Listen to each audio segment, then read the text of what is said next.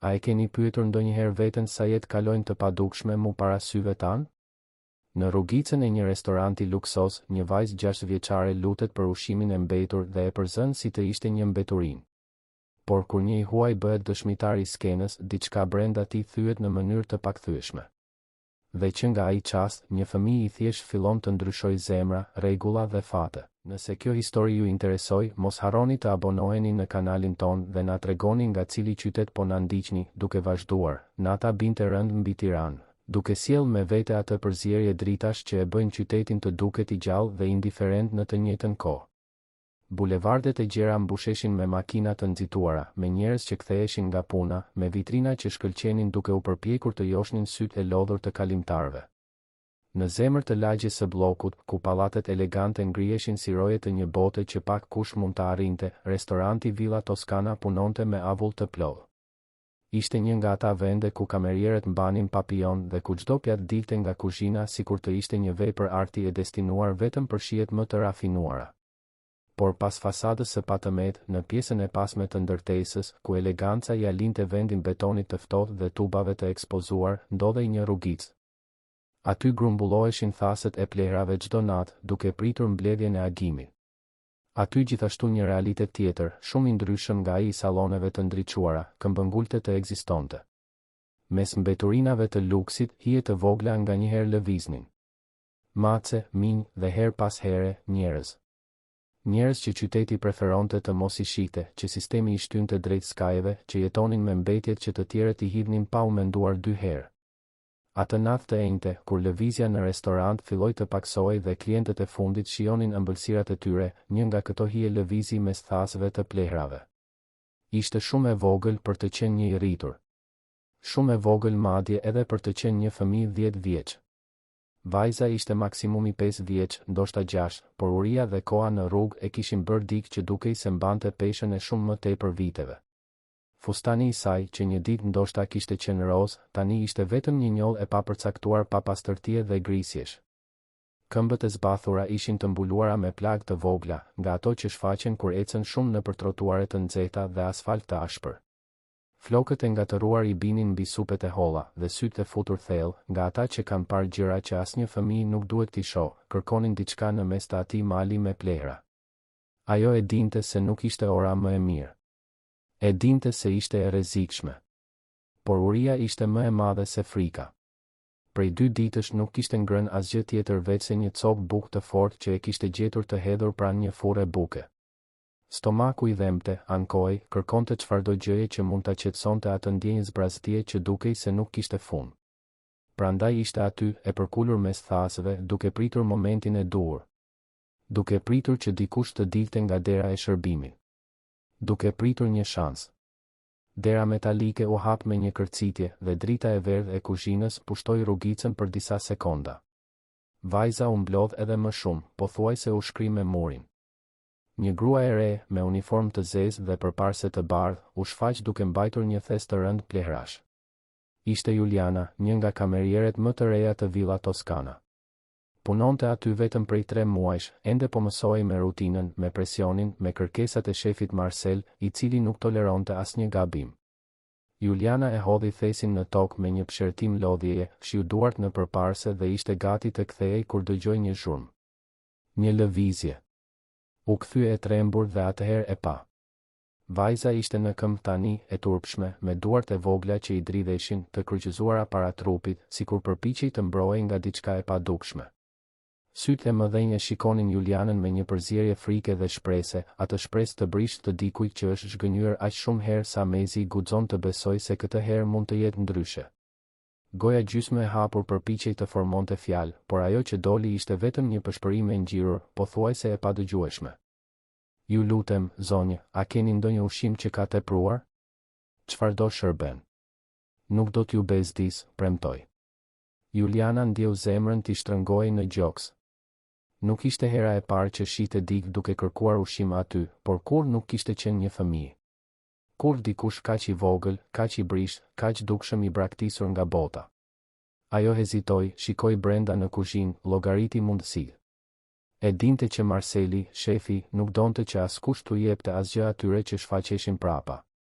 Thoshte se kjo tërhiqte më shumë njerëz, se ishte e rrezikshme, se krijonte probleme. Por si ti injoronte ata sy? Si të bënte sikur nuk po shite një fëmijë të uritur? Para se Juliana të mund të përgjigjej, para se të mund të merrte ndonjë vendim, zëri i thellë dhe i irrituar i Marselit shpërtheu pas saj. Çfarë po ndodh këtu? Pse po rri aty jashtë, Juliana? Kemi tavolina për të pastruar. Marceli u shfaqte dera, me fytyrën e kuqe të dikujt që kishte kaluar orë të tëra në kuzhinën e nxehtë, duke u marrë me porosi, ankesa dhe afate të ngushta. Ai ishte një burr në moshë të mesme, me barkun e fryrë që shtynte kopsat e këmishës së bardhë dhe sytë e vegjël që gjithmonë dukej se kërkonin arsye për t'u ankuar. Kur pa vajzën, fytyra e tij u shtrembërua në një shprehje neverie dhe padurimi. Çfarë është kjo? Përsëri këta njerëz vinë të kërkojnë gjëra këtu? A nuk ju kam thënë se nuk I dua këta në pjesën e pasme të restorantit tim? Marcel, ajo është vetëm një fëmijë, filloi Juliana, por u ndërpre në mes të fjalisë. Fëmijë apo jo, ky vend nuk është strehimore. Nëse do të haj, le të punoj, le të paguaj si gjithë të tjerët. Mendojnë se ushqimi bie nga qielli? Mendojnë se unë jam bank për të shpërndarë atë që është e imja? Largohu nga këtu, vajzë. Shko. Hiq mu sysh. Vajza u tërhoq sikur të kishte marrë një goditje fizike. Syt ju mbushën me lopë që u përpoq t'i mbante, duke kafshuar buzën e poshtme me forcë.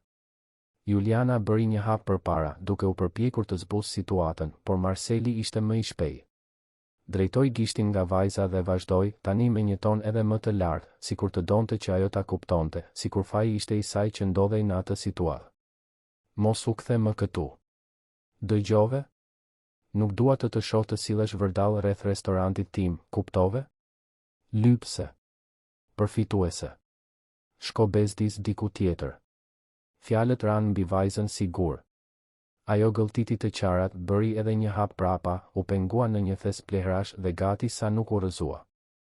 Rifitoi ekuilibrin, shikoi për herë të fundit Julianën, sikur të kërkonte tek ajo ndonjë ngushëllim, ndonjë fjalë që të zhbënte atë që sapo kishte dëgjuar, por kamerierja ishte e paralizuar, e turpëruar, pa guximin të sfidonte shefin përballë tij.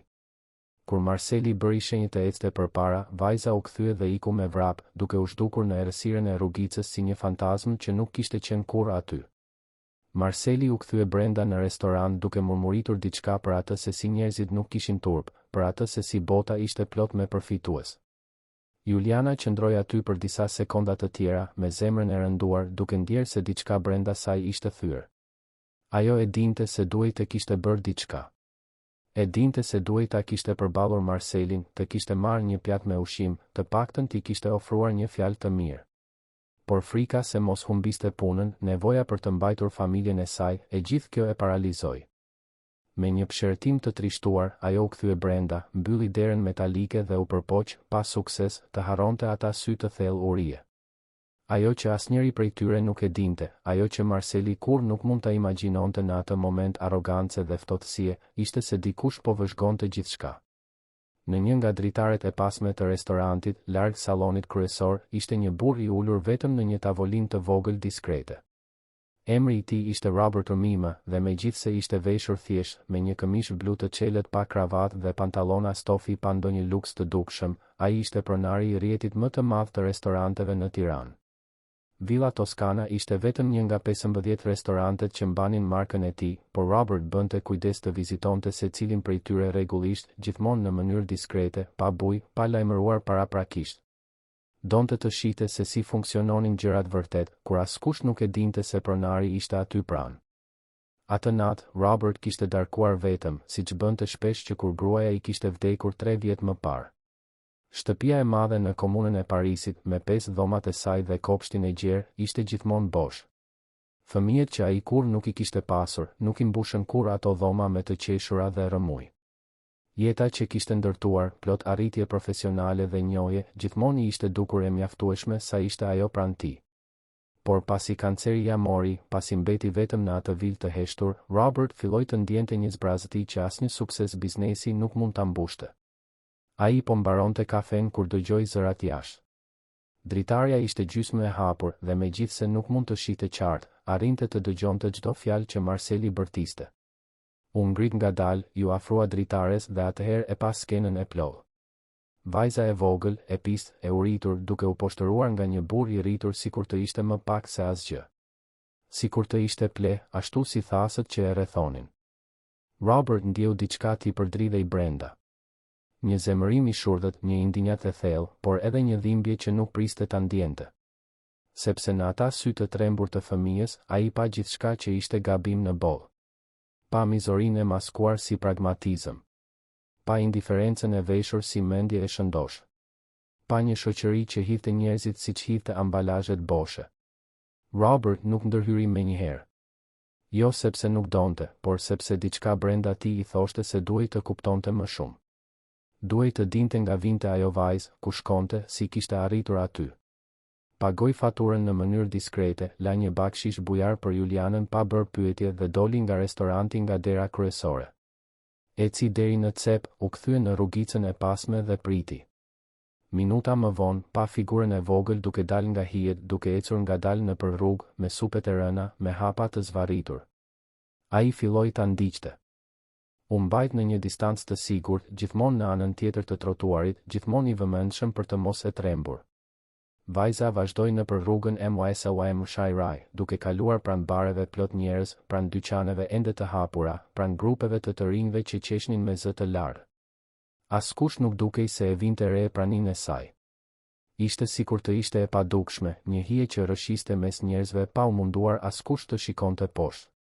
Robert vëzhgonte gjithçka me një vëmendje pothuajse të dhimbshme. Shite se si ajo shmangej nga grupet më të mëdha, se si ulte kokën kur kalonte pranë rojeve të sigurisë së dyqaneve, se si dukej se kishte mësuar të bëhej e vogël për të mos bezdisur. Ata ecën për gati gjysmë ore. Peizazhi urban ndryshonte pak nga pak. Vitrinat elegante ja linin vendin tregtisë më të thjeshtë. Ndërtesat e larta dhe me xhama i hapnin rrugën ndërtimeve të vjetra, të zhveshura, me fasada që prej kohësh nuk kishin parë një rinovim. Lëvizja paksoi dhe rrugët bëheshin më të errëta, me më pak shtylla ndriçimi që funksiononin. Robert ndjente zemrën të shtrënguar me çdo blok që përshkonte. Ku po shkonte ai fëmijë? Ku flinte? A kishte dikush që e priste? Vajza kaloi një bulevard të gjerë, kaloi pranë një pike karburanti të mbyllur dhe hyri në një park të vogël. Ishte një nga ata vende që një ditë ishin planifikuar të ishin pikë takimi për lagjen, por që koha dhe neglizhenca i kishin shndërruar në vetëm një copë bari të konsumuar të rrethuar nga stola druri të plasaritur. Ende kishte disa fëmijë që luanin aty, të mbikëqyrur nga të rritur që bisedonin në grupe. Kishte gjithashtu një çift të moshuarish të ulur në një stol, duke ndarë një sanduiç dhe një burr që shiste akullore në një karrocë shumë ngjyrëshe. Vajza ndaloi në skaj të parkut dhe mbeti duke vëzhguar. Duke e magjepsur dhe në të njëjtën kohë e trishtuar, sikur po shihte diçka që kur nuk mund ta kishte. Fëmijët e tjerë vraponin, bërtisnin, qeshnin. Kishin rroba të pastra, këpucë në këmbë, të rritur që kujdeseshin për ta. Kishin atë që ajo nuk e kishte. Pasi qëndroi aty për disa minuta, ajo eci drejt një stoli bosh, sa më larg të tjerëve, dhe u ul. Përqafoi gjunjët kundër gjoksit, mbështeti mjekrën mbi ta dhe mbeti ashtu, e qetë, duke shikuar qiellin që fillonte të errësohej plotësisht. Robert, i fshehur pas një peme në anën tjetër të parkut, vëzhgonte pa kuptuar mirë se çfarë po ndodhte. Dhe atëherë pa diçka që ja theu zemrën. Vajza filloi të këndonte. Ulët, pothuajse në një pëshpërim, por ai mund ta dëgjonte sepse parku po zbrazej dhe heshtja e natës fillonte të mbizotëronte. Shumë urime për ty, në këtë ditë të shtrenjtë, shumë lumturi, shumë vite jetë. Ajo këndoi vetëm. Pa tort, pa qiri, pa askënd që të duartrokiste apo të bërtiste ora. Këndoi për veten e saj si dikush që përpiqet të besoj se ekziston, se ka rëndësi, se meriton të paktën atë ritual minimal që çdo fëmijë e njeh. Kur mbaroi, mbylli sytë fort, bashkoi duart si në lutje dhe bëri një dëshirë në heshtje. Robert nuk mund të dëgjonte se çfarë kërkonte, por mund ta imagjinonte. Mund ta ndjente në ajër, në mënyrën se si lëviznin buzët e saj, në shprehjen e dëshirës së pastër të stampuar në atë fytyrë të pisë. Kur hapi sytë, vajza u ngrit ngadalë, shikoi përreth për herë të fundit dhe vazhdoi të ecte. Doli nga parku, kaloi një rrugë të ngushtë dhe hyri në një korridor mes dy ndërtesave të vjetra. Robert e ndoqi, tani me më shumë kujdes, sepse vendi po bëhej gjithnjë e më i izoluar. Ata kaluan në për terene të lira, pranë mureve me grafite, pranë ndërtimeve të braktisura. Zhurma e qytetit po mbetej pas, e zëvendësuar nga një heshtje e rëndë, e ndërprer vetëm nga zhurma e largët e makinave në bulevard. Vajza arriti deri te një mbikalim. Poshtë tij kishte një rrethoj druri me disa dërasa që mungonin. Ajo u përkul, kaloi nëpër një vrim dhe u zhduk në anën tjetër. Robert priti disa sekonda, mori frym thellë dhe bëri të njëjtën gjë. Në anën tjetër të rrethojës kishte një teren të braktisur. Ishte qartësisht ajo që kishte mbetur nga një ndërtim që nuk ishte përfunduar kurrë. Kishte tulla të shpërndara, thas cimentoje të ngurtësuar, hekura të përdredhur, copa betoni të thyrë. Dhe në këndin më të largët, të mbrojtur nga hija e mbikalimit, kishte një streh të vogël të improvizuar. Ishte bërë nga karton. Kuti të mëdha elektroshtëpiakesh, ndoshta të marra nga ndonjë ple, formonin muret. Sipër, mushama plastike të grisura përpiqeshin të mbronin nga shiu, të mbërthyra me gur dhe copa druri. Brenda, mund të shiheshin disa batanie të vjetra, të pista, të grisura. Kishte një çantë shpine të vogël, të zbehtë, dhe pranë saj një shishe plastike me pak ujë. Në tokë, një frut i shtypur, ndoshta një banane ose një moll, e ruajtur sikur të ishte një thesar. Vajza hyri në streh, u ul mbi një nga bataniet dhe mori frutin me kujdes. E hëngri ngadalë, duke përtypur çdo copë sikur të donte ta bënte të zgjaste sa më shumë të ishte e mundur. Piu një gllënjë ujë, mbylli shishen përsëri dhe e futi në çantën e shpinës. Pastaj u shtri mbi karton, tërhoqi një nga bataniet mbi trup dhe filloi të këndonte përsëri. Këtë herë nuk ishte shumë urime. Ishte një ninull. Një nga ato që nënat u këndojnë fëmijëve për të fjetur. Vetëm se ajo ja këndonte vetes, me zërin e mbytur, duke u përpjekur të qetësonte frikën e saj nga nata që po afrohej. Robert ishte i fshehur pas një bloku betoni, pak metra larg. E shite atë sken me syt e përlotur, duke ndjerë një përzierje zemërimi, trishtimi dhe pafuqie. Si mundet një fëmijë asaj moshe të flinte vetëm në një teren të braktisur? Ku ishin të rriturit përgjegjës për të? Ku ishte shteti, institucionet, njerëzit që duhej të mbronin ata që nuk mund të mbrohen? Dhe më e rëndësishmja, si ai, Robert Mima, me gjithë paratë që kishte, me gjithë ndikimin që zotëronte, nuk kishte ndaluar kur të mendonte se skena si ajo ndodhnin çdo ditë, pikërisht nën hundën e tij, në qytetin që ai mendonte se e njihte aq mirë. Ai qëndroi aty për më shumë se një orë, duke pritur që vajza të flinte. Kur më në fund dëgjoi frymëmarrjen e saj të bëhej më e thellë dhe e rregullt, kur u sigurua se kishte fjetur, Robert doli nga aty në heshtje. U kthye në rrugë, thiri një taksi dhe shkoi drejt e në shtëpi. Por kur arriti në vilën e zbrazët të komunës së Parisit, nuk mundi të flinte. Qëndroi ulur në sallonin e madh, me dritat e fikura, duke menduar. Duke menduar për atë vajzë që këndonte shumë urime vetëm. Duke menduar për të duke u poshtëruar në rrugicë. Duke menduar për të duke fjetur mbi karton ndërsa ai kishte 5 dhoma bosh. Duke menduar se si jeta e tij, aq e mbushur me arritje materiale, duke aq e zbrazët nga kuptimi kur krahasohej me dëshpërimin e heshtur të atij fëmije. Kur dielli filloi të zbardhte, Robert tashmë kishte marrë një vendim. Nuk e dinte ende saktësisht se si do ta bënte, nuk I kishte të gjitha përgjigjet, por dinte një gjë me siguri absolute, nuk do të bënte sikur nuk kishte parë. Nuk do të kthehej në rutinën e tij të zakonshme dhe ta linte atë vajzë pas, sikur të ishte vetëm një tjetër statistik, një tjetër numër në hulumtimet mbi varfërinë e fëmijëve. Ai do të bënte diçka. Duhej të bënte. Bëri dush, veshi rroba të pastra dhe para se të shkonte në zyrë, kaloi nga një furrë buke dhe bleu çanta plot me bukë të freskët, fruta, lëngje, kos. Kërkoi gjithashtu që t'i bënin një tortë të vogël, të thjeshtë, me mbulesë çokoladate. Asgjë shumë e sofistikuar, por e bukur, nga ajo lloj që një fëmijë do ta konsideronte të veçantë. Kur gjithçka ishte gati, Robert u kthye në terrenin e braktisur. Ishte ende herët, dielli sapo kishte lindur plotësisht dhe qyteti ende po zgjohej. Ai kaloi në përvrimën e rrethojës me kujdes, duke mbajtur çantat dhe eci ngadalë drejt strehës së kartonit. Vajza ende flinte, e mbështjell me batanien e vjetër. Robert qëndroi aty për disa sekonda, pa ditur saktësisht se si të vepronte. Nuk donte ta tremte. Nuk donte që ajo të mendonte se ishte një tjetër I rritur I rrezikshëm, një tjetër kërcënim. Atëherë vendosi të priste. U ul disa metra larg, u mbështet në një kolon betoni dhe qëndroi aty i qetë, duke pritur që ajo të zgjohej natyrshëm. Gjysmë ore më vonë, vajza lëvizi. U përgjum, hapi syt ngadalë dhe atëherë e pa. Një burr i ulur aty pranë, duke e shikuar. I gjithë trupi i u ngurtësua. U ngrit me një kërcim, u tërhoq derisa u mbështet në murin e kartonit, me sytë e zgurdulluar nga frika. Robert e vuri re panikun dhe ngriti duart në një gjest paqeje. Qetësohu, nuk kam ardhur të bëj keq. Nuk ke nevojë të kesh frikë nga unë. Vajza nuk u përgjigj. Vetëm shikonte, duke llogaritur nëse duhej të vraponte, nëse duhej të bërtiste, nëse duhej të bënte diçka. Por këmbët dukej se ishin ngjitur në tokë. Robert vazhdoi të fliste me zë të butë, duke u përpjekur të transmetonte siguri. Të pash mbrëm. Pash çfarë ndodhi në restoran. Pash si të trajtuan. Dhe zemra mu shtrëngua. Kështu që të ndoqa, jo për të bërë keq, por sepse doja të kuptoja ku banon, si jeton. E di që mund të duket e çuditshme, e di që nuk më njeh, por kam sjell diçka për ty. Robert mori një nga çantat dhe e vendosi në tokë, në gjysmë të rrugës mes tyre. Pastaj u tërhoq përsëri, duke i lënë hapësirë që ajo të mund të afrohej nëse donte. Vajza shikoi çantën, pastaj atë, pastaj çantën përsëri. Mosbesimi luftonte me kuriozitetin dhe urinë. Robert vazhdoi.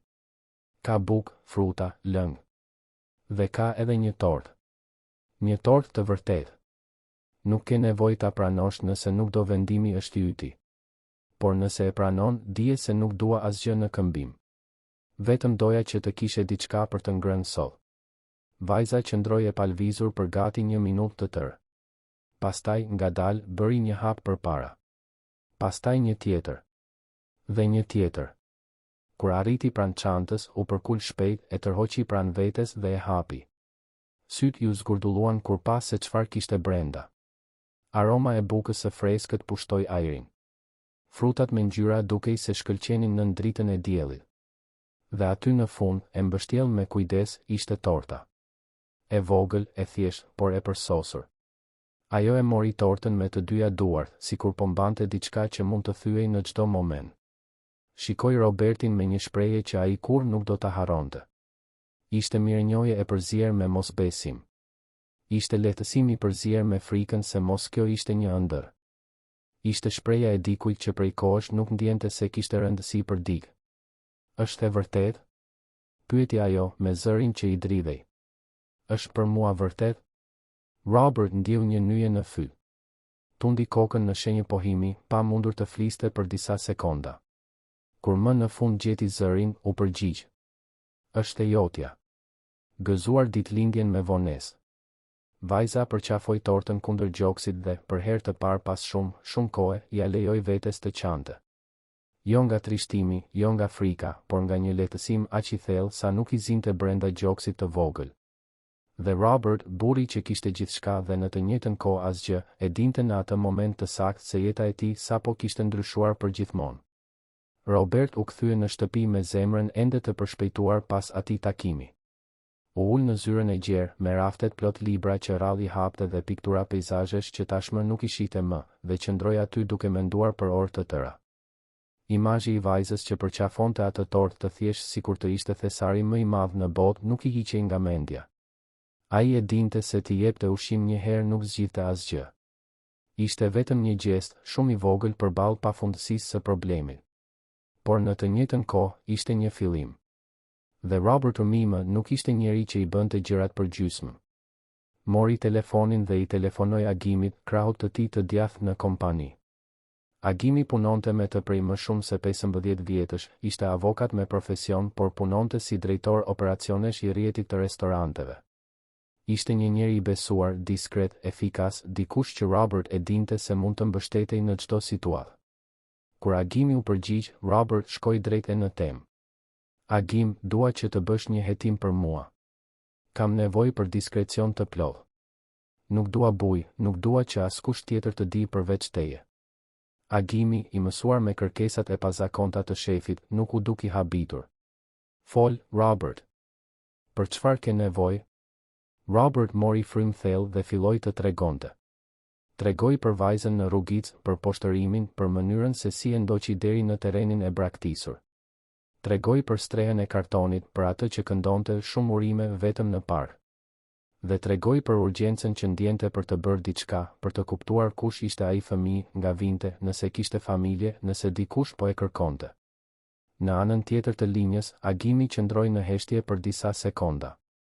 Pastaj tha, me zërin e ngarkuar me një seriozitet që Robert e njihte mirë, kuptoj, Robert. Do të filloj sot. Por e di që kjo mund të zbuloj gjëra të vështira, apo jo? Një fëmijë vetëm në rrugë zakonisht ka një histori të rëndë pas. E di, u përgjigj Robert. Pikërisht për këtë duhet të di. Nuk mund të ndihmoj pa e kuptuar të gjithë situatën. Agimi premtoi se brenda disa ditësh do të kishte informacione. Dhe e mbajti fjalën. 3 ditë më vonë, i telefonoi Robertit dhe i kërkoi të takoheshin në një kafe diskrete, larg zyrës. Kur u ulën, Agimi hapi një dosje dhe filloi të fliste, ndërsa Robert ndjente stomakun t'i përdridhej me çdo informacion të ri. Vajza quhet Helena. Helena Dervishi. Është 6 vjeç. Nëna i vdiq gjatë lindjes nga komplikacione që mund të ishin shmangur nëse do të kishte pasur akses në kujdesin e duhur mjekësor. Babai, një burr i quajtur Valmir, ishte i përfshirë në gjëra të gabuara. Krime të vogla, asgjë shumë e rëndë, por mjaftueshëm që të mos donte të arriste vajzën. E la me një teze, motrën e nënës, e cila pranoi kujdestarinë në këmbim të marrjes së një ndihme nga qeveria. Robert shtrëngoi grushtet. Dhe kjo tezja? Ku është ajo? Agimi pëshertiu. Tezja e përdorte Helenën, Robert. Fëmia detyrohej të kërkonte para në rrugë, të rëmonte në përplehra, të kthehej në shtëpi gjithmonë me diçka. Nëse kthehej duar bosh, rrihej. Fqinjet e dinin, disa madje u përpoqën të denonconin, por sistemi është i ngadalt, i mbingarkuar. Para se të bëhej diçka, Helena u arratis. U arratis? Robert zgurdulloi sytë. Në moshën 6 vjeçare? Në moshën 5 vjeçare, në atë kohë. Agimi shfletoi disa letra. Ajo u arratis sepse tezja filloi të lejonte një të njohur të saj, një burr që frekuentonte shtëpinë, të bënte gjëra të papërshtatshme me vajzën. Helena nuk e kuptonte mirë se çfarë po ndodhte, por e dinte se ishte gabim, se dhemte, se e bënte të ndiej ndyrë. Një natë, kur tezja doli dhe e la të mbyllur vetëm, Helena arriti të dilte nga një dritare dhe nuk u kthye më kurrë. Robert ndjeu lotët t'i digjnin sytë. Ju desh të kthente fytyrën, të shikonte nga dritarja e kafenes, të merrte frym thellë për të mos u shkatëruar aty. Si mundet një fëmijë 5 vjeç të kishte kaluar nëpër këtë? Si e lejonte bota që gjëra të tilla të ndodhnin? Ka më shumë, vazhdoi Agimi me zë të rëndë. I ashtu quajturi i njohur i tezes, burri që abuzonte me Helenën, e mori vesh se ajo arratis dhe filloi ta kërkonte. Jo sepse i intereson ajo, por sepse ka frikë se mos ajo i tregon dikujt se çfarë i ka bërë. Ai ka precedent penal, ka qenë i burgosur për dhunë më parë. Nëse Helena gjendet dhe fillon të flas, ai mund të burgoset përsëri. Robert shikoi përsëri Agimin, syt tani të ashpër, të vendosur. Atëherë duhet ta mbrojmë atë. Tani. Sot. Agimi tundi kokën në shenjë pohimi. Tashmë kam kontaktuar një avokat të specializuar në të drejtat e fëmijëve dhe adoleshentëve. Ai po përgatit një urdhër mbrojtjeje. Do të na duhet të aktivizojmë gjykatën, zyrën për mbrojtjen e fëmijëve, ta bëjmë këtë në mënyrën e duhur. Nuk mund ta heqim thjesht vajzën nga rruga pa mbështetje ligjore, përndryshe mund të kesh probleme serioze. Bëj çfarë të duhet, tha Robert. Dua që ajo të ketë gjithë mbrojtjen e mundshme. Dua që ai burr të qëndrojë larg saj. Dhe dua që Helena të ketë një shans për një jetë të denjë. Në ditët në vijim, Robert e vizitonte Helenën në terrenin e braktisur çdo mëngjes. I çonte ushqim, rroba, batanie të pastra. Bisedonte me të ngadalë duke fituar besimin e saj pak nga pak. Helena ishte mosbesuese, si çdo fëmijë që ka mësuar në mënyrën më të keqe se të rriturit mund të lëndojnë. Por kishte diçka në mënyrën e qetë të Robertit, në formën se si ai respektonte hapësirën e saj, që pak nga pak po i shkrinte barrierat. Një mëngjes, Robert mori me vete një grua të quajtur Silvana. Ajo ishte punonjëse sociale, e punësuar prej tij për të ndihmuar në proces. Silvana kishte vite përvojë duke punuar me fëmijë në situata të vështira. Dinte si të afrohej, si të bisedonte, si të mos tremte. Kur Helena e pa, u tensionua, por Robert I shpjegoi se Silvana ishte majk, se ishte aty për të ndihmuar gjithashtu. Silvana u ul në tokë, në lartësinë e Helenës dhe filloi të bisedonte. Nuk I bëri pyetje ndërhyrëse, nuk e presionoi. Thjesht tregoi histori, foli për fëmijë të tjerë që kishte ndihmuar, shpjegoi se ekzistonin vende të sigurta, njerëz që kujdeseshin.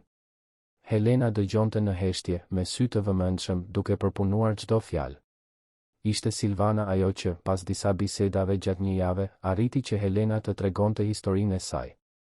Pak nga pak, me zë të ulët dhe pauza të gjata, vajza filloi të zbulonte copëzat e jetës së saj. Foli për nënën që nuk e njohu kurrë. Për baban që nuk donte të dinte për të. Për tezen që e përdorte. Për burrin që e lëndonte. Dhe se si u aratis me frikë, pa pasur ku të shkonte dhe përfundoi në rrugë, duke fjetur ku të mundte, duke ngrënë çfarë të gjente. Robert dëgjonte gjithçka me zemër të thyer. Çdo detaj ishte një therje. Por e dinte se duhej të dëgjonte, duhej të kuptonte për të ndihmuar vërtet. Kur Helena mbaroi së foluri, po qante dhe ishte Robert ai që u afrua ngadalë dhe e pyeti nëse mund ta përqafonte. Ajo hezitoi, por pastaj tundi kokën në shenjë pohimi. Dhe kur ai e mbështolli në krah, ajo u kap pas tij si dikush që kapet pas një dërase në mes të detit. Në ditët që pasuan, avokati punoi shpejt. Arriti të merrte urdhrin e mbrojtjes që e ndalonte atë burr të afrohej pranë Helenës. Filloi procesin pranë zyrës për mbrojtjen e fëmijëve për të rregulluar situatën e vajzës. Dhe Robert, ndërsa priste që e gjithë kjo të zgjidhej ligjërisht, mori një vendim. Kishte një apartament të vogël që e mbante bosh në një lagje të qetë në perëndim të qytetit. Ishte një pronë që e kishte bler vite më parë si investim dhe nuk e kishte dhënë kurrë me qira. Vendosi ta rinovonte shpejt, ta shndërronte në një shtëpi për Helenën. Punësoi një ekip pastrimi, bleu mobilje të thjeshta por të rehatshme, mbushi frigoriferin me ushqime të shëndetshme, bleu rroba, lodra, materiale shkollore. Donte që kur Helena të hynte aty, të ndjente se ishte një vend I saj, jo një bamirësi kalimtare. Donte të ishte një shtëpi.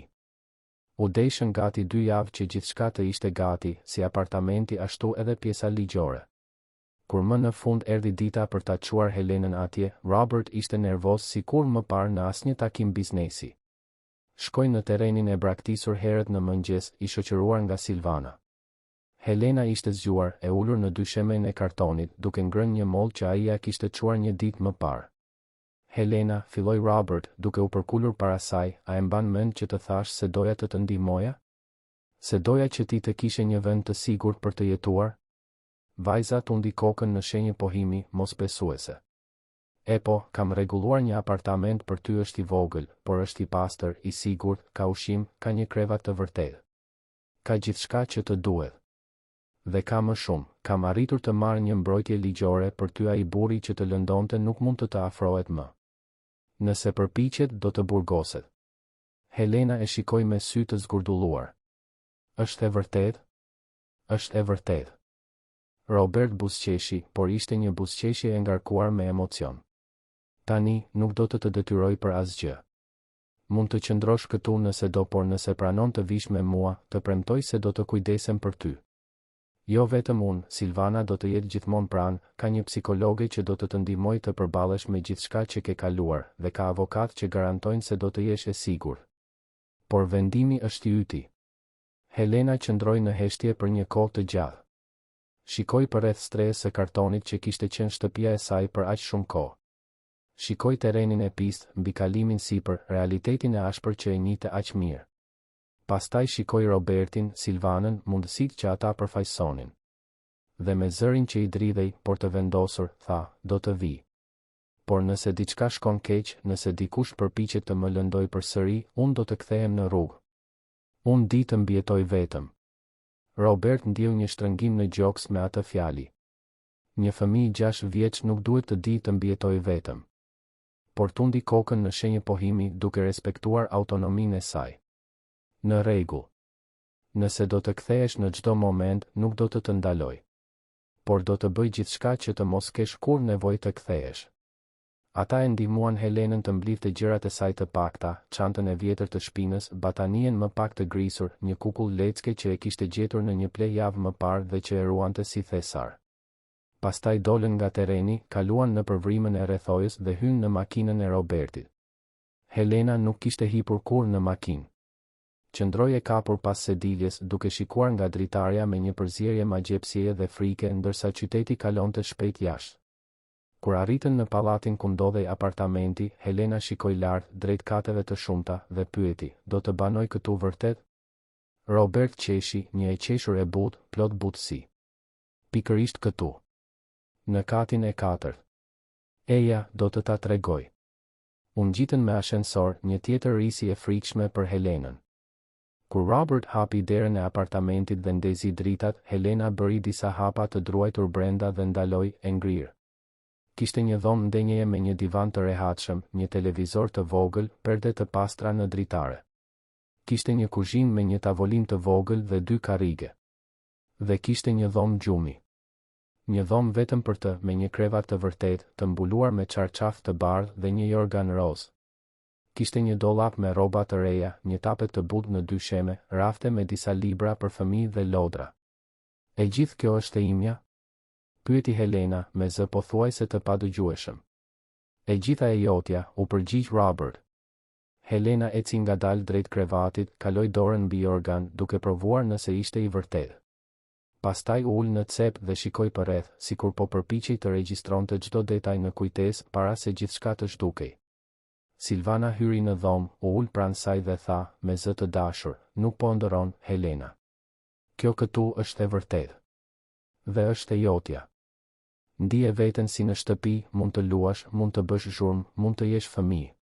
Helena u kthye nga ajo me syt plot lodh. "Po nëse thyej diçka pa dashje?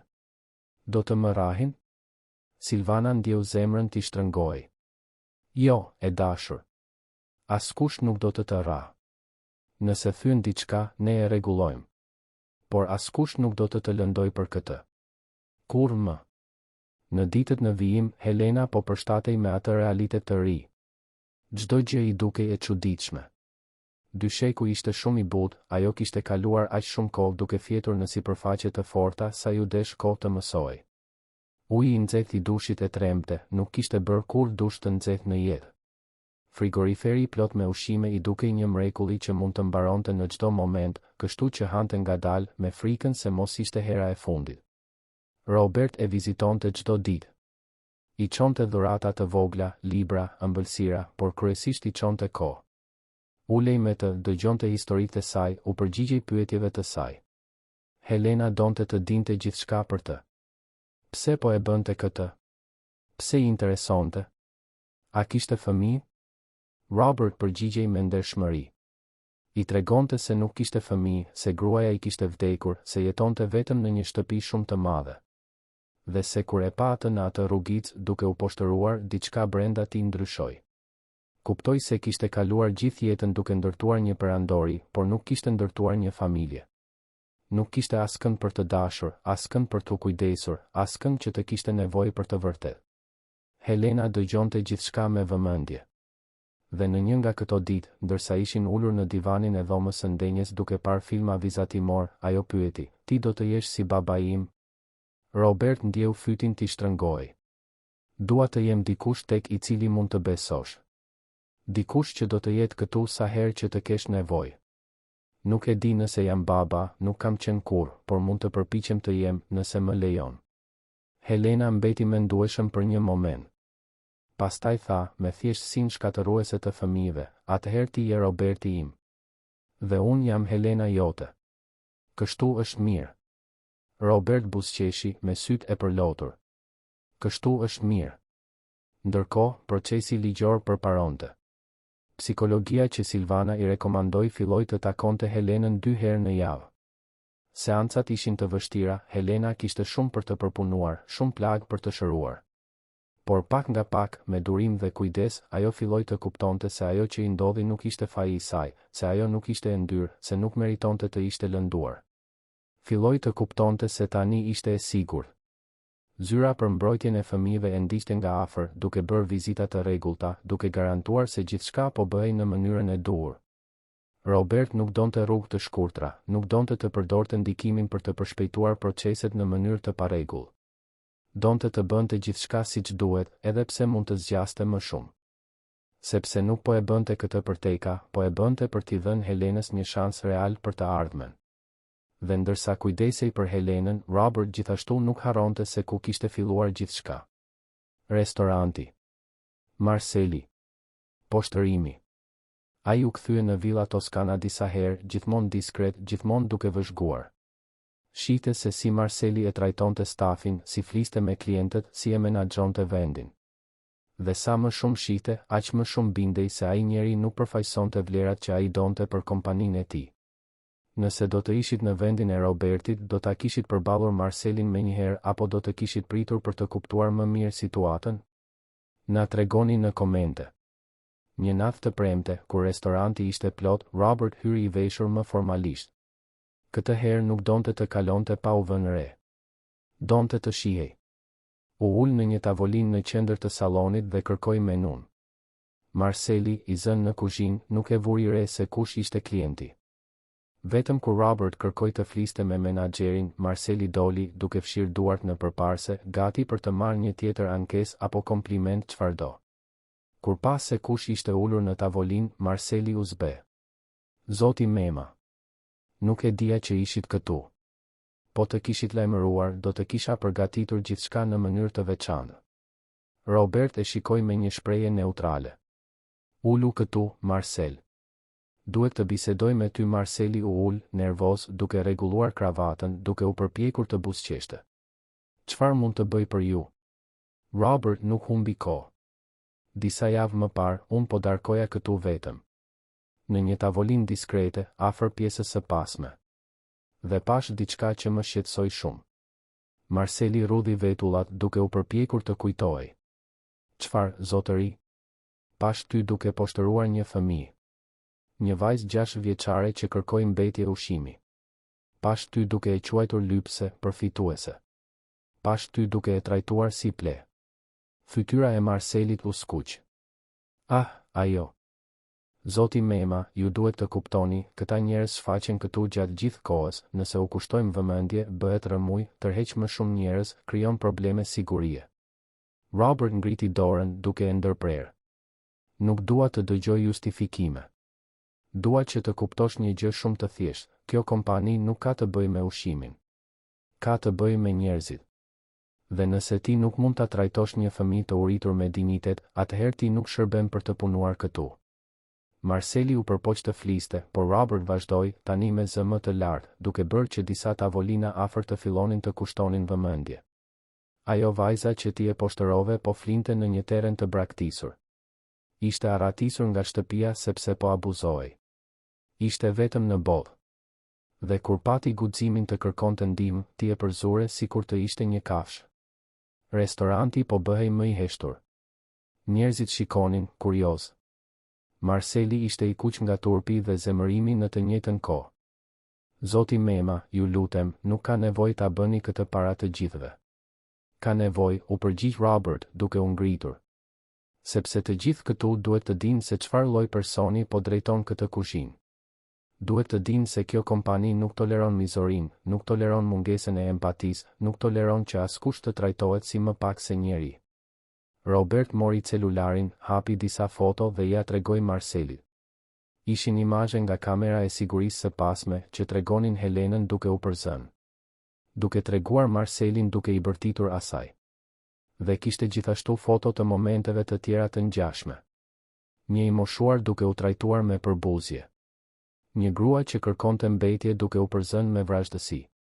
Ke dy mundësi, Marcel. Të pranosh se ke gabuar, të kërkosh falje publikisht dhe të pranosh të marrësh pjesë në një trajnim mbi dinjitetin njerëzor dhe përgjegjësinë sociale.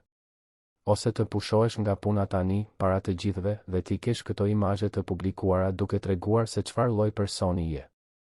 Marceli shikoi përreth.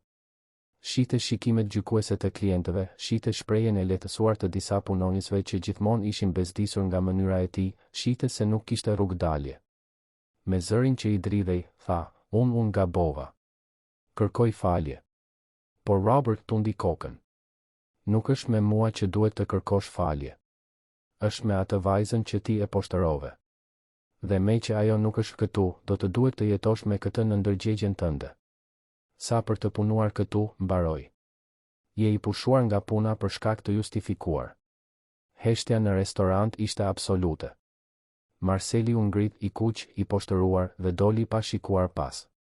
Robert atëherë u kthye nga Juliana, kamerierja që kishte dëshmuar gjithçka atë natë. E thiri te tavolina. Juliana, a e mban mend atë natë? Ajo tundi kokën në shenjë pohimi, me sytë plot lodh. E mbaj mend, zotëri. Doja të kisha ndihmuar, por kisha frikë se mos humbisja punën. Robert buzëqeshi butësisht. Ti nuk bëre asgjë gabim. Por tani dua të jap një mundësi. Nga sot, ti je menaxherja e re e këtij restoranti. Dhe misioni yt i parë është të zbatosh një politikë të re. I gjithë ushqimi që mbetet dhe është në kushte të mira për konsum do të udhërohet institucioneve, strehimoreve dhe njerëzve në situatë rruge. Me respekt, organizim dhe dinjitet. A pranon? Juliana mezi mund të besonte. Pranoj, zotëri. Me gjithë zemër. Dhe kështu, atë natë, historia e Helenës filloi të transformonte jo vetëm një jetë, por një kulturë të tërë brenda kompanisë së Robert Memës. Ajo që filloi me një vajzë që kërkonte mbetje në plera, po bëhej diçka shumë më e madhe. Muajt kaluan dhe jeta e Helenës po merrte ngjyra që ajo kur nuk i kishte imagjinuar se ekzistonin. Të zgjohej në një dyshek të butë nuk ishte më e çuditshme dhe u bë normale. Të hante mëngjes me bukë të ngrohtë, qumësh dhe fruta nuk dukej më si ëndër dhe u bë rutinë.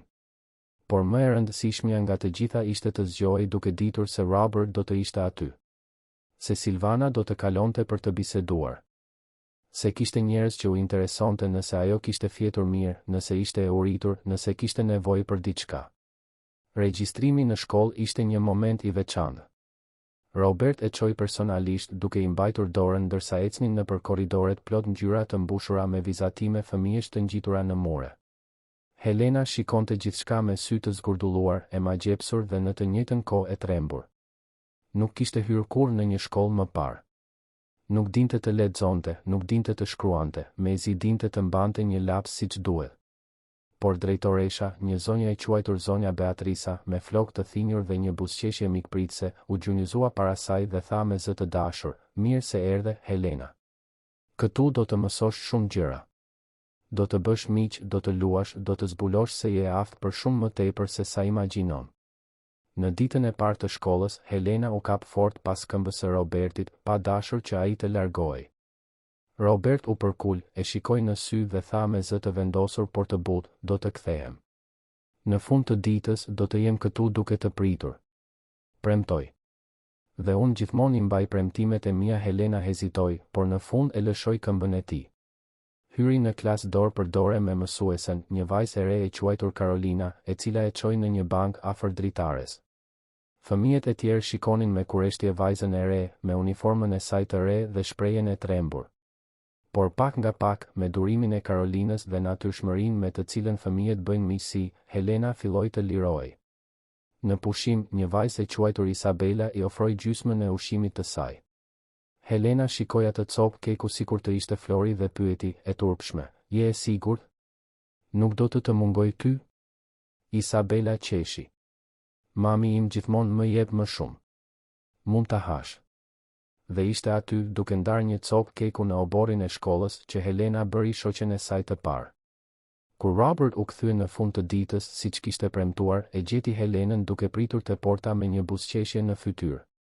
Një buzëqeshje e vërtet, nga ato që ndriçojnë gjithçka përreth. Ajo vrapoi drejt tij dhe i kërceu në krah, duke i treguar me nxitim për gjithçka që kishte mësuar, për Isabelën, për sa e mirë ishte mësuesja Carolina, për vizatimet që kishin bërë. Robert e dëgjoi me vëmendje, duke ndier gjoksin t'i shtrëngohej nga emocioni. Ky ishte fëmia që ai e kishte parë duke kënduar shumë urime vetëm në një park. Ky ishte fëmia që flinte mbi karton. Dhe tani ajo ishte aty, plot jetë, plot histori për të treguar, plot të ardhme. Ai kuptoi në atë moment se nuk po i jepte vetëm një jetë të re Helenës. Ajo po i jepte një jetë të re edhe atij. Në shtëpi, netët fituan një ritual. Pas darkës, Helena zgjidhte një libër dhe i kërkonte Robertit të lexonte. Në fillim ishin histori të thjeshta, me shumë figura dhe pak fjalë. Por pak nga pak, ndërsa Helena po mësonte të njihte shkronjat, ajo vetë filloi të lexonte disa fjali. Robert kishte një durim të pafund. Kur ajo ngecte në një fjalë të vështirë, ai priste, i jepte ndihmë, festonte kur ajo e gjente. Dhe në fund të çdo historie, para se të flinte, Helena bënte gjithmonë të njëjtën pyetje: do të jesh këtu nesër në mëngjes? Dhe Robert gjithmonë përgjigjej: do të jem. Gjithmonë do të jem. Silvana vazhdonte ta ndiqte nga afër. Bënte vizita të rregullta, bisedonte me Helenën se si po ndihej, për shkollën, për makthet që ende shfaqeshin ndonjëherë. Sepse pavarësisht gjithë strukturës, gjithë dashurisë, traumat nuk zhdukeshin brenda natës. Helena ende zgjohej ndonjëherë në mes të natës, e djersitur, me frikën se mos gjithçka ishte një ëndër dhe se kur të hapte sytë do të ishte përsëri në terrenin e braktisur. Në ato momente, Robert ishte gjithmonë i vëmendshëm.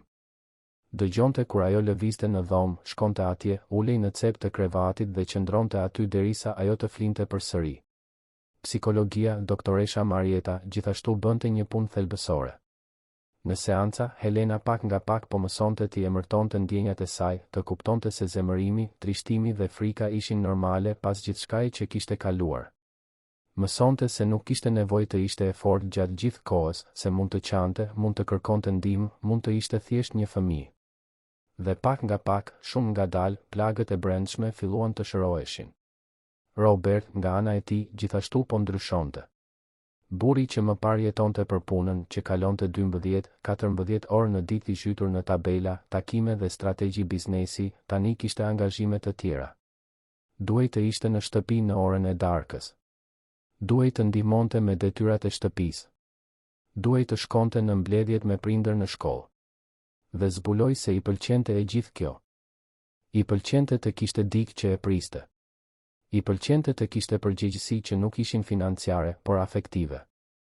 I pëlqente të ishte i rëndësishëm për dikë në një mënyrë që asnjë para nuk mund ta blinte. Agimi, krahu i tij i djathtë, e vuri re transformimin. Në një takim, komentoi duke buzëqeshur: "Ke ndryshuar, Robert." "Më i lehtë, do të thoja." Robert buzëqeshi gjithashtu. "Është e vërtetë. Kalova vite duke ndërtuar një perandori, por vetëm tani po kuptoj se çfarë do të thotë të kesh diçka që ka vërtet rëndësi." Ndërkohë, në restorantin Villa Toscana, ndryshimet e zbatuara nga Juliana po jepnin rezultate të habitshme. Politika e dhurimit të ushqimeve jo vetëm që ndihmonte shumë njerëz, por gjithashtu përmirësoi imazhin e restorantit. Klientët e vlerësonin nismën, media lokale bëri reportazhe dhe restorante të tjera të rrjetit filluan të adoptonin të njëjtën praktikë. Juliana u tregua një lidere e lindur, dikush që e trajtonte stafin me respekt, por edhe me vendosmëri, dikush që kuptonte se një restorant nuk ka të bëjë vetëm me ushqimin, por me njerëzit. Robert e vizitonte Villa Toscana her pas here për të parë se si po shkonte gjithçka. Në një nga këto vizita, Juliana e thiri për t'i treguar diçka. Në pjesën e pasme të restorantit, ku më parë kishte vetëm thas plehrash dhe përbuzje, tani kishte një zonë të vogël të organizuar. Çdo ditë, në fund të turnit, ushqimi që mbetej dhe ishte në gjendje të përsosur ndahej në kuti të pastra dhe të etiketuara. Një përfaqësues i një strehimoreje lokale kalonte për t'i marrë. Dhe kur shfaqej dikush duke kërkuar ushqim, siç ndodhte her pas here, stafi i ofronte një kuti me respekt, ndonjëherë madje e ftonte personin të ulej dhe të hante aty me dinjitet. "Shiko këtë, Robert," tha Juliana me krenari. "Dje u shfaq këtu një zonjë e moshuar duke kërkuar ushqim. I ofrova një vakt të plot me oriz, fasule, mish dhe sallatë. E di çfarë tha? Se kishte vite që nuk hante një vakt të denjë. Se gjithmonë i duhej të hante mbetje të ftohta, ushqim të prishur. Dhe se për herë të parë dikush e trajtoi si njeri, jo si bezdi." Robert ndjeu sytë t'i përloteshin. "Kjo është, Juliana. Pikërisht kjo është ajo që doja kur fillova gjithë këtë. Dinjitet. Respekt. Të pranojmë se para çdo gjëje, ne kemi të bëjmë me njerëz." Historia e Helenës dhe Robertit filloi të përhapet. Jo sepse ai donte publicitet, përkundrazi, Robert ishte gjithmonë diskret për jetën e tij personale. por në një qytet të madh si Tirana, historitë e mira kanë një mënyrë për të dalë. Dikush nga shkolla i komentoi dikujt që njihte një gazetar. Dikush nga restoranti i tregoi një klienti që i tregoi një tjetri. Dhe pa pritur, një artikull i vogël u shfaq në një gazetë lokale. Nuk kishte emra të plot, nuk kishte foto, por tregonte historinë e një biznesmeni që strehoi një fëmijë në situatë rruge dhe transformoi jo vetëm jetën e saj, por të gjithë kulturën e kompanisë së tij. Reagimi ishte i papritur. Njerëzit filluan të dërgonin mesazhe në selinë e kompanisë, duke vlerësuar nismën, duke pyetur se si mund të ndihmonin, duke ofruar donacione për institucionet që kujdeseshin për fëmijët. Robert nuk dinte mirë se si të përballej me gjithë këtë. Nuk kishte bërë asgjë duke kërkuar njohje. E kishte bërë sepse ishte gjëja e duhur për të bërë. Por agimi e bindi se ajo vëmendje mund të përdorej për mirë. Kështu lindi projekti Helena. Nuk ishte një institucion bamirësie në kuptimin tradicional. Ishte një nismë që lidhte biznesmen të gatshëm për të ndihmuar me fëmijë dhe adoleshentë në situata të vështira. Nuk bëhej fjalë vetëm për të dhënë para, por për të përfshirë, për të sponsorizuar, për të krijuar lidhje. Robert nuk donte që të bëhej diçka e ftohtë, burokratike. Donte që çdo fëmijë i ndihmuar nga projekti të kishte dikë që kujdesej vërtet, ashtu si ai kujdesej për Helenën. Takimi i parë i projektit u mbajt në një sallë të kompanisë me rreth 20 persona të interesuar. Robert ishte nervoz. Nuk ishte mësuar të fliste për ndjenja, për emocione. Por kur filloi të tregonte historinë e Helenës, kur foli për atë natë në rrugicë, për ditëlindjen e vetmuar në park, për ditët e para të saj në apartament, zëri i tij fitoi vendosmëri. Foli se si ajo përvojëja kishte ndryshuar jetën, se si kishte zbuluar se suksesi i pa qëllim është i zbrazët. Në fund të takimit, disa persona u zotuan të merrnin pjesë. Kishte avokat që ofronin shërbime falas për të rregulluar dokumentacionet. Psikolog të gatshëm të shërbenin falas. Biznesmen që donin të financonin apartamente, materiale shkollore, kurse profesionale. Dhe kishte gjithashtu njerëz të zakonshëm, njerëz pa burime të mëdha, por me kohë dhe gatishmëri për t'u përfshirë, për të qenë një prani në jetën e dikujt që kishte nevojë. Helena, e cila tashmë ishte 8 vjeç në atë kohë, mori pjesë në një takim të projektit. Robertit ju duke rëndësishme që ajo të dinte ndikimin që historia e saj po kishte. Një të shtunë në mëngjes e çoi në një qendër komunitare ku ishin mbledhur disa fëmijë të ndihmuar nga projekti. Kishte fëmijë të gjitha moshave që vinin nga situata të ndryshme, por të gjithë ndanin diçka të përbashkët, përvojën e të qenit të padukshëm dhe tani po shieshin. Helena ishte e turpshme në fillim, por kur pa fëmijë të tjerë duke luajtur, duke qeshur, duke qenë thjesht fëmijë, filloi të lirohej. Robert vëzhgonte nga larg, duke biseduar me të rritur të tjerë të përfshirë në projekt. Një nga gratë, e quajtur Fioralba, e cila kishte sponsorizuar një djalë 10 vjeç, ju afrua Robertit dhe tha: "Nuk mund ta imagjinosh sa shumë do të thotë kjo këtu. Burri im dhe unë nuk mund të kemi fëmijë. U përpoqëm për vite, bëm trajtime, asgjë nuk funksionoi. Po ndiheshim të zbrazët, pa qëllim. Kur dëgjuam për projektin, vendosëm të provonim. Dhe njohëm Gjonin. Ai kishte kaluar në për kaq shumë gjëra të këqija, ishte aq mosbesues ndaj të rriturve. Por pak nga pak filloi të hapej. Sot ai më quan Tezja Fioralba. Dhe kur ai buzëqesh, kur tregon diçka që i ka ndodhur në shkollë, unë ndjej se jeta ime ka kuptim." Robert buzëqeshi, i emocionuar. Pikërisht kjo. Nuk ka të bëjë me shpëtimin e askujt. Ka të bëjë me ndarjen e jetës. Ka të bëjë me pranimin se të gjithë kemi nevojë për njëri tjetrin. Atë natë, kur u kthyen në shtëpi, Helena ishte e lodhur por e lumtur. Në makinë, ajo shikoi Robertin dhe pyeti: "A do të kenë të gjithë ata fëmijë atë që kam unë? A do të kenë një shtëpi, ushqim, njerëz që kujdesen?" Robert tundi kokën në shenjë pohimi. Do të kenë. Secili në mënyrën e tij, në kohën e tij, por do të kenë. Sepse askush nuk meriton të jetë vetëm, Helena. Askush nuk meriton të jetë i padukshëm. Helena mbeti mendueshëm për një moment. Pastaj tha, me zë të butë: "Unë isha e padukshme, apo jo? Kur jetoja në rrugë, njerëzit kalonin pranë meje dhe bënin sikur nuk ekzistoja." "Është e vërtet," u përgjigj Robert, duke ndjerë fytin t'i shtrëngoi. "Por ti kur nuk pushove së ekzistuari. Ti gjithmonë ke qenë e rëndësishme, gjithmonë ke pasur vlerë. Vetëm kishe nevojë për dikë që të ndalonte për të shikuar vërtet. Helena u mbështoll në sedilje duke përqafuar çantën e shkollës që tani ishte plot me fletore dhe libra në vend të thërrimeve dhe shisheve boshe. Dhe unë jam me fat që ti shikoje. Robertit ju desh të puliste syt disa herë për të përmbajtur lotët. Fati është i gjithi imi, Helena. I gjithi imi. Vitet kaluan dhe jeta ndoqi rrjedhën e saj.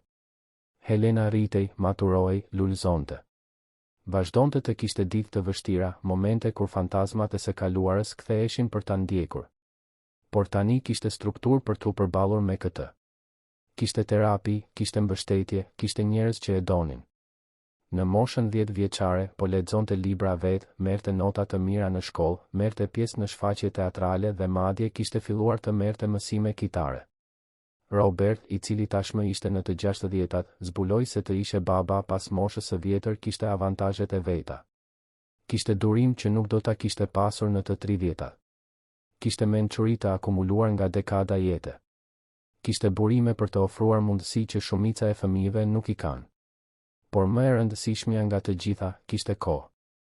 Sepse pasi njohu Helenën, pasi kuptoi se çfarë kishte vërtet rëndësi, ai e kishte riorganizuar jetën e tij. Vazhdonte të drejtonte kompaninë, por tani delegonte më shumë, i besonte ekipit, nuk kishte nevojë të kontrollonte çdo detaj.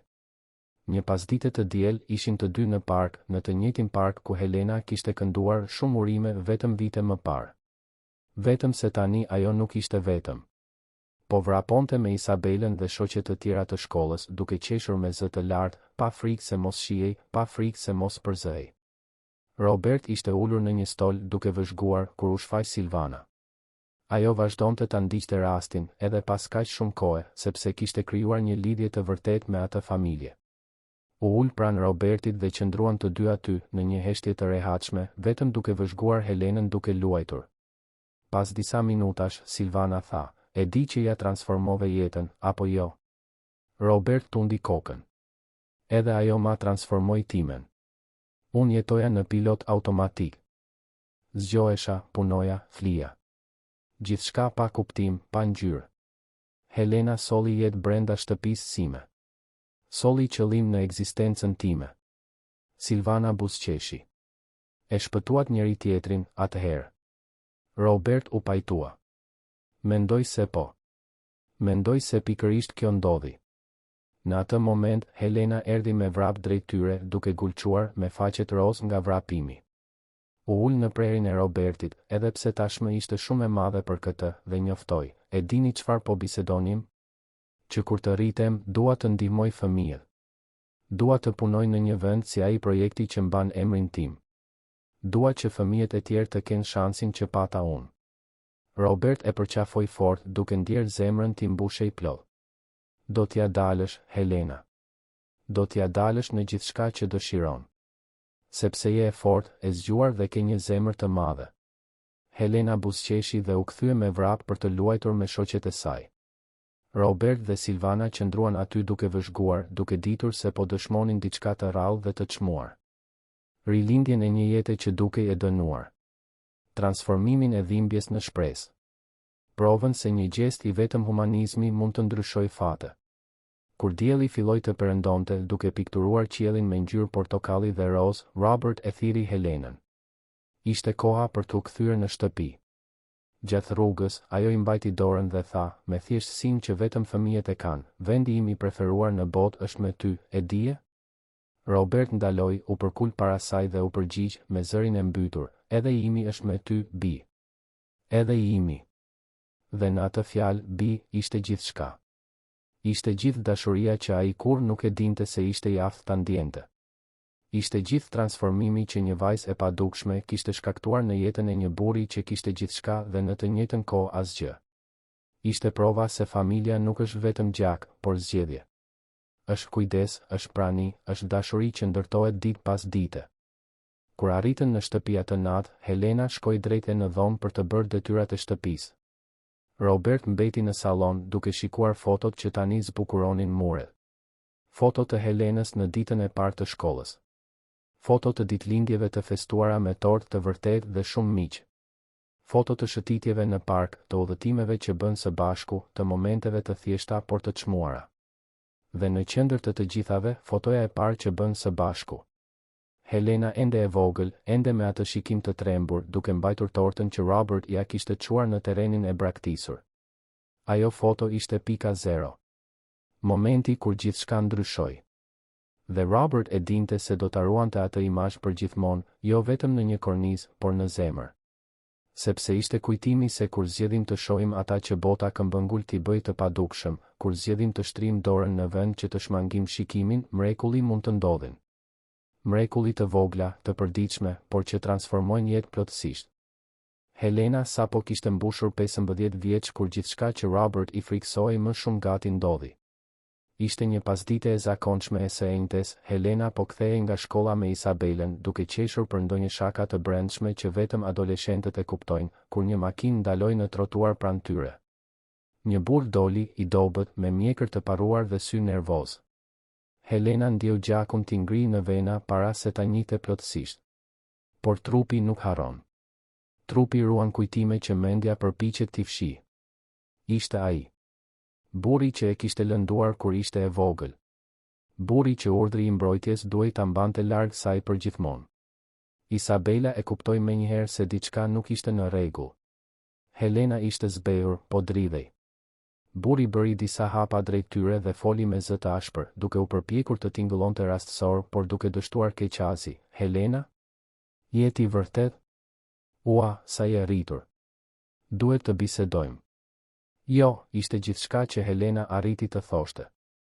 Zëri i doli i dobët, i dridhur, por ajo e detyroi veten të vazhdonte. Ti nuk mund të jesh këtu. Ka një urdhër gjykate. Nëse më afrohesh, do të burgosesh.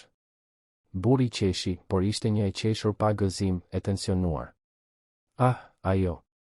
Dëgjo, unë vetëm dua të bisedoj. Vetëm disa minuta. Nuk do të ma mohosh këtë pas kaq shumë kohë, apo jo? Në fund të fundit, unë kam qenë si familje për ty Isabela, me një guxim që nuk e dinte se e kishte, nxori celularin dhe bërtiti, do t'i telefonoj policisë tani. Largohu. Burri hezitoi, shikoi përreth, pas se disa njerëz në rrugë po fillonin të kushtonin vëmendje. Bëri edhe një hap, sikur do të këmbëngulte, por Helena mblodhi gjithë forcat që kishte dhe bërtiti, me një zë që jehoi në të gjithë rrugën. Largohu. Ti nuk ke asnjë të drejtë mbi mua. Kur nuk ke pasur. Ishte e mjaftueshme. Burri u tërhoq, hyri në makinë dhe u largua me shpejtësi të madhe. Helena u rrëzua, këmbët i dështuan dhe ajo ra në gjunjë në trotuar. Isabela e mbështeti, i telefonoi menjëherë Robertit ndërsa përpiqej të qetësonte shoqen që dridhej si një gjethe në erë. Në më pak se 10 minuta, Robert ishte aty, kishte dalë nga një takim i rëndësishëm pa u menduar 2 herë. Kur pa Helenën në atë gjendje, ndjeu një përzierje zemërimi, frike dhe një dëshirë të egër për ta mbrojtur. E çoi në shtëpi, thiri Silvanën, thiri psikologen, aktivizoi avokatin dhe bëri një denoncim në polici. Policia tashmë po e kërkonte burrin, i cili kishte shkelur urdhrin e mbrojtjes dhe tani do të përballej me pasoja ligjore serioze. Por Robert e dinte se pasoja më e rëndë nuk ishte ligjore. Ishte emocionale. Helena kishte punuar aq shumë për të kapërcyer traumat, për të ndërtuar një jetë të re dhe në një çast, me vetëm një shfaqje të atij burri, gjithçka dukej se po shembej. Atë natë, Helena nuk mundi të flinte. Qëndroi ulur në krevat, duke përqafuar gjunjët, duke shikuar në zbrazët e tij. Robert hyri në dhomën e saj rreth orës 3 të mëngjesit, u ul pranë saj dhe qëndroi aty, në heshtje. Pas minutash të gjata, Helena foli, me zërin e ngjirur nga të qarat, mendoja se e kisha kapërcyer. Mendoja se ai nuk kishte më pushtet mbi mua. Por kur e pash, u ktheva në atë fëmijë të trembur 5 vjeçar. Robert i mori dorën dhe e shtrëngoi fort. Ti nuk je më ai fëmijë, Helena. Ti je rritur. Je bërë e fortë. Frika që ndjeve sot është normale, është njerëzore. Por nuk përcakton se kush je tani. Po nëse ai kthehet? Po nëse nuk heq dorë? Robert mori frym thellë. Ai do të burgoset. Drejtësia do të bëjë atë që duhet bërë këtë herë. Por edhe nëse vonohet, edhe nëse ai provon përsëri, ti nuk je vetëm. Ti kur më nuk do të jesh vetëm. Unë jam këtu. Silvana është këtu. Isabela është këtu. Ti ke një rrjet të tërë njerëzish që të duan dhe do të të mbrojnë. Helena mbështeti kokën në shpatullën e Robertit dhe qau. Qau gjithçka që kishte mbajtur. Qau për fëmijën që ishte, për dhimbjen që mbajti, për frikën që u kthye. Dhe Robert qëndroi aty i fortë si një shkëmb, derisa të qarat u shndërruan në dënesa, dënesat në frymëmarrje të thella dhe frymëmarrjet në gjumë. Vetëm atëherë ai u ngrit, e mbuloi me batanie dhe doli nga dhoma. Ditët në vijim ishin të vështira. Helena mungoi në shkollë, u bë më e qetë, më e tërhequr. Psikologjia intensifikoi seancat. Silvana e vizitonte çdo ditë. Dhe Robert riorganizoi të gjithë agjendën e tij për të qenë i pranishëm sa më shumë të ishte e mundur. Sepse e dinte se ai ishte një moment vendimtar. Helena ishte në një udhëkryq midis lejimit të së kaluarës të fitonte ose mbledhjes së forcave për të vazhduar përpara. Ishte Isabela ajo që i dha shtysën që mungonte. Një pasdite u shfaq në shtëpinë e Helenës me një çantë shpine plot me ëmbëlsira, filma të këqij, komedi romantike dhe shumë dëshirë për ta bërë shoqen të qeshtë. Ne nuk do ta lejojmë atë burr të tmerrshëm të shkatërrojë jetën, deklaroi me vendosmërinë e dikujt që vendosi të merrte kontrollin.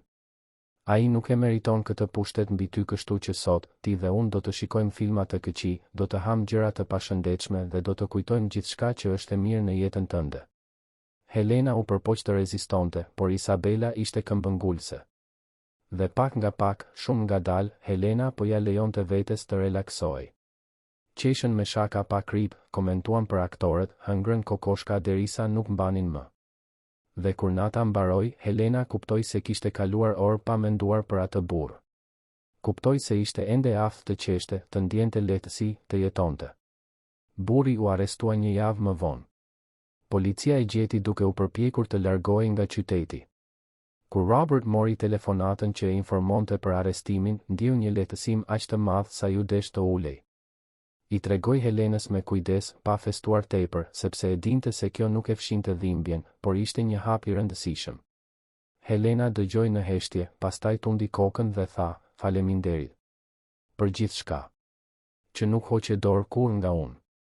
Robert e përqafoi dhe u përgjigj, kur nuk do të heq dorë. Kur? Me kalimin e kohës, Helena po e merrte veten nga ai tronditje. U kthye në shkollë, rifilloi mësimet e kitarës, filloi të buzëqeshte më shpesh. Dhe më e rëndësishmja, kuptoi diçka themelore, traumat nuk zhduken plotësisht, por humbasin fuqinë për të kontrolluar kur gjejmë forca brenda nesh dhe mbështetje rreth nesh. Kur Helena mbushi 18 vjeç, Robert organizoi një festë. Asgjë ekstravagante, vetëm njerëzit që kishin vërtet rëndësi. Ishte Isabela, sigurisht, së bashku me miq të tjerë të shkollës. Ishte Silvana, e cila ishte bërë praktikisht pjesë e familjes. Ishte Juliana, menaxherja e Villa Toscana, e cila ishte bërë shoqe personale. Ishte Agimi dhe gruaja e tij. Ishte doktoresha Marieta, psikologjia që e kishte shoqëruar Helenën për kaq shumë vite. Dhe ishin gjithashtu disa nga fëmijët e projektit Helena që kishin krijuar lidhje gjatë viteve. Festa u mbajt në një restorant të thjeshtë, me muzikë live, tortë të madhe dhe shumë biseda. Por momenti më i veçantë ishte kur Robert kërkoi vëmendjen e të gjithëve dhe bëri një dolli. Ngriti gotën dhe tha, me zërin e ngarkuar me emocion, 13 vjet më parë, unë njoha një vajzë të vogël, të uritur, të trembur, që po kërkonte mbetje ushqimi në një rrugicë. Atë ditë, mendova se do të ndihmoja dik. Por e vërteta është se ai që u shpëtua isha unë. Helena më dha një qëllim që nuk e kisha. Më mësoi se çfarë do të thotë të duash vërtet. Më tregoi se familja nuk është gjak, është zgjedhje e përditshme për të qenë i pranishëm, për të kujdesur, për të besuar te tjetri edhe kur ai nuk beson te vetja.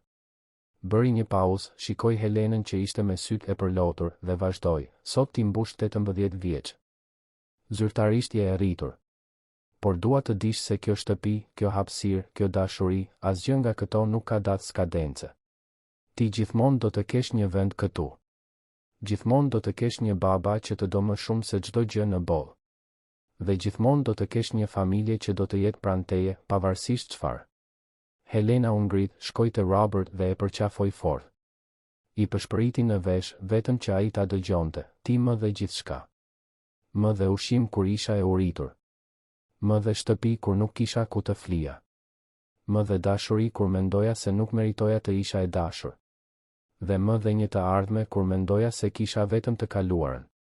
Robert e shtrëngoi edhe më fort, pa u shqetësuar se të gjithë po shihnin, pa u shqetësuar për lotët që i rridhnin nëpër fytyrë. Sepse ai moment vlente sa të gjitha takimet që anuloi, të gjitha bizneset që la pa bër, të gjitha orët që investoi duke qenë baba në vend që të ishte vetëm biznesmen. Pas festës, vonë në mbrëmje, Robert dhe Helena ishin ulur në balkonin e apartamentit, duke shikuar qytetin e ndriçuar poshtë. Helena sapo ishte pranuar në provimet e maturës shtetërore për psikologji. Donte të punonte me fëmijë në situata të vështira, donte t'i kthente botës pak nga ajo që kishte marrë. Dhe Robert nuk mund të ishte më krenar. E di çfarë mendoj? Tha Helena, duke thyer heshtjen. Sikur ti të mos më kishe shikuar atë natë. Sikur të kishe qenë si gjithë njerëzit e tjerë që kalonin pranë meje dhe bënin sikur isha e padukshme. Ku do të isha sot? Robert mbeti mendueshëm. Nuk e di, Helena. Ndoshta do të kishe gjetur ndihmë diku tjetër. Ndoshta dikush tjetër do të kishte ndaluar për të shikuar. Ose ndoshta jo. Por ajo që di me siguri është se jeta ime pa ty do të ishte pafundësisht më e zbrazët. Helena buzëqeshi. Mendon se ishte fat? Që u takuam në atë mënyrë? Robert tundi kokën. Nuk e di nëse besoj në fat.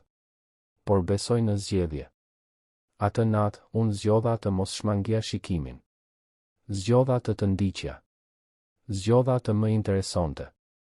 Dhe çdo ditë që atëherë, unë zgjedh përsëri. Zgjedh të jem baba yt. Zgjedh të të dua. Zgjedh të jem i pranishëm.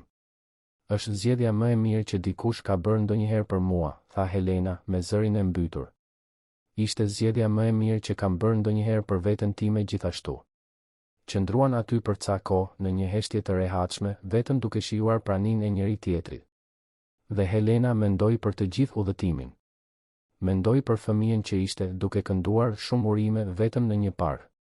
Mendoi për adoleshenten e trembur që gati u kap përsëri nga e kaluara. Dhe mendoi për gruan që po bëhej e fortë, e vendosur, plot ëndra dhe mundësi. Disa muaj më vonë, Helena filloi të punonte si vullnetare në projektin që mbante emrin e saj. 3 herë në javë, pas mësimeve të fakultetit, shkonte në qendrën komunitare dhe kalonte kohë me fëmijët e ndihmuar. Luante me ta, dëgjonte historitë e tyre, ofronte një shpatull për të qarë kur kishin nevojë. Dhe në secilin prej atyre fëmijëve, shite një copës të vetes. Shite dhimbjen, frikën, por shite gjithashtu shpresën, qëndrueshmërinë, aftësinë mbresëlënëse që fëmijët kanë për t'u rindërtuar kur gjejnë dashuri dhe strukturë. Kishte një vajzë në veçanti, të quajtur Luiza, që preku thellë zemrën e Helenës. Ishte 7 vjeç, me flok kaçurela dhe një shikim mosbesues të dikujt që tashmë ka mësuar të mos pres asgjë të mirë nga të rriturit. Ishte gjetur duke jetuar në një mbikalim, praktikisht në të njëjtën situatë si Helena vite më parë. Kur Helena e pa për herë të parë, ndjeu sikur po shikonte një pasqyrë të së kaluarës. U afrua ngadalë, u ul në tokë pranë Luizës dhe nuk u përpoq të detyronte bisedën. Thjesht qëndroi aty, e pranishme, e disponueshme. Pas disa minutash, Luiza pyeti me zë të vogël, edhe ti jetoje në rrugë? Helena tundi kokën në shenjë pohimi. Jetoja. Kur isha pak a shumë në moshën tënde. Dhe çfarë ndodhi? Dikush më shikoi. Dikush vendosi se unë kisha rëndësi. Dhe më dha një shans për të rifilluar. Luiza mbeti mendueshëm. Mendon se edhe unë mund të kem një shans? Helena i mori dorën e vogël vajzës dhe e shtrëngoi me dashuri. Jam e sigurt. Dhe e di diçka? Nuk je vetëm në këtë. Ka shumë njerëz këtu që duan të të ndihmojnë. Përfshirë edhe mua. Ishte fillimi i një lidhjeje të veçantë. Helena filloi të ndiqte rastin e Luizës më nga afër, duke punuar së bashku me ekipin e projektit.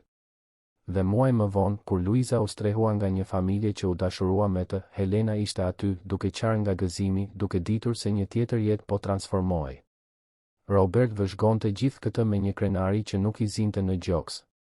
Shite Helenën duke u bërë gruaja e mrekullueshme që gjithmonë e dinte se do të ishte. Shite ciklin duke u plotësuar, vajza që u shpëtua tani duke shpëtuar të tjerë. Dhe kuptonte, më në fund, kuptimin e vërtet të trashëgimisë. Nuk ishte të lije para. Nuk ishte të lije kompani.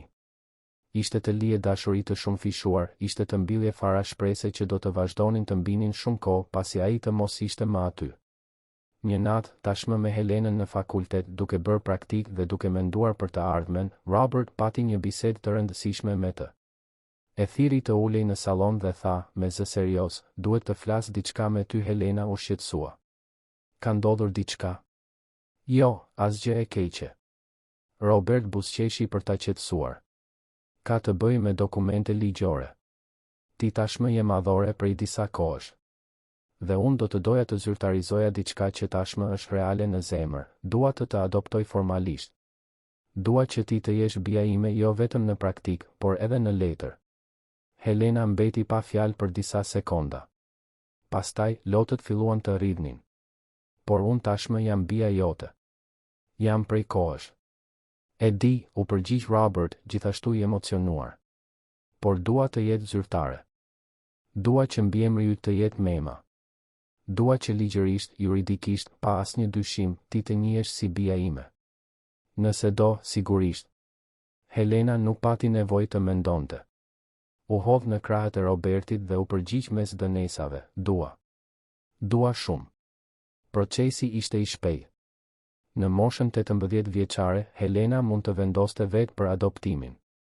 Dhe disa muaj më vonë, në një ceremoni të thjeshtë në zyrën e gjendjes civile, me Silvanën, Agimin, Isabelën dhe njerëz të tjerë të dashur si dëshmitar, Helena u bë zyrtarisht Helena Dervishi Mema.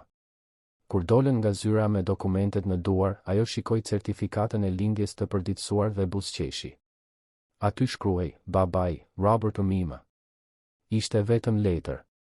Por ishte gjithashtu shumë më tepër se kaq. Ishte njoja formale e një dashurie që kishte filluar në një rrugis të pistë, mes thasëve të plerave dhe dëshpërimit, dhe ishte shndërruar në gjën më të bukur dhe të vërtetë që të dy kishin jetuar ndonjëherë. Vitet kaluan. Helena u diplomua në psikologji me nota të shkëlqyera, filloi të punonte në një institucion që kujdesej për fëmijët në situatë rruge. Robert, tashmë në të 70-tat, filloi të ngadalsonte punën, ia kaloi drejtimin e kompanisë njerëzve të besuar dhe ju përkushtua më shumë projektit Helena, i cili tani ndihmonte qindra fëmijë dhe ishte bërë referencë kombëtare në strehimin dhe mbrojtjen e fëmijëve. Një pasdite të shtunë, shkuan së bashku në atë park. Në të njëjtin ku Helena kishte kënduar shumë urime vetëm kaq shumë vite më parë. U ulën në të njëjtin stol, shikuan fëmijët duke luajtur dhe qëndruan aty, vetëm duke shijuar momentin. Helena tani ishte 25 vjeç, ishte në një lidhje me një djalë që e kishte njohur në fakultet, duke menduar të bënte master, plotoplein dhe ëndra. A e mban mend kur këndove shumë urime këtu vetëm? Pyeti Robert. Helena tundi kokën në shenjë pohimi. Si mund ta harroja? Ishte një nga netët më të këqija të jetës sime. Por ishte gjithashtu e rëndësishme, sepse ishte pak para se të shfaqeshe ti. Robert qëndroi në heshtje për një moment. Pastaj pyeti, nëse do të mund të ktheheshe në kohë dhe të ndryshoje gjithçka, të ndryshoje atë që kalove, të fshije dhimbjen, a do ta ndryshoje? Helena mendoi shumë para se të përgjigjej. Ishte një pyetje e vështirë. Më në fund tha, nuk e di. Gjërat e këqija që kalova më lënduan shumë. Lan shenja që ende i mbaj. Por gjithashtu më bën kjo që jam. Më dhan empati, më dhan një qëllim, më bën të kuptoj dhimbjen e të tjerëve në një mënyrë që ndoshta nuk do ta kuptoja nëse do të kisha pasur një fëmijëri normale. Kështu që ndoshta nuk do ta ndryshoja. Por me siguri do të zgjidhja që fëmijët e tjerë të mos kishin nevojë të kalonin atë që kalova unë. Robert buzëqeshi. Prandaj je kaq e veçantë. E transformove dhimbjen në qëllim. Mësova nga më i miri, u përgjigj Helena, duke mbështetur kokën në shpatullën e tij. Qëndruan aty derisa dielli filloi të perëndonte, duke pikturuar qiellin me ngjyra të ngrohta. Dhe kur u ngritën për të shkuar, ecën dorë për dore, baba dhe bi, të bashkuar nga një histori që filloi me një shikim që vendosi të mos shmangej, me një zgjedhje për të parë atë që ishte e padukshme, me një gjest humanizmi në një botë që kaq shpesh harron të jetë njerëzore. Të dashur dëgjues, shpresojmë që historia e Helenës dhe Robertit t'ju ketë prekur zemrën. Nëse jeni emocionuar me këtë udhëtim transformimi se si një gjest i vetëm dhe mshurie mund të ndryshoj fate, klikoni butonin më pëlqej, abohuni në kanal dhe na tregoni në komente se çfarë ju preku më shumë në këtë histori. Ishte guximi i Helenës për të vazhduar të besonte? Ishte vendosmëria e Robertit për të mos shmangur shikimin? Apo ishte prova se familja ndërtohet me dashuri, prani dhe zgjedhje të përditshme? Çdo ditë, ne sjellim histori intensive si kjo, që zbulojnë anën më të thellë të shpirtit njerëzor, që na kujtojnë rëndësinë e të parit të atyre që bota këmbëngul t'i bëjë të padukshëm. Sepse në fund, të gjithë kemi fuqinë për të ndryshuar një jetë. Mjafton të zgjedhim të shikojmë, të zgjedhim të na interesojë, të zgjedhim të veprojmë. Ju presim në episodin e ardhshëm me një tjetër histori që do të luajë me emocionet tuaja dhe do t'ju bëjë të reflektoni mbi atë që ka vërtet rëndësi në jetë. Deri atëherë.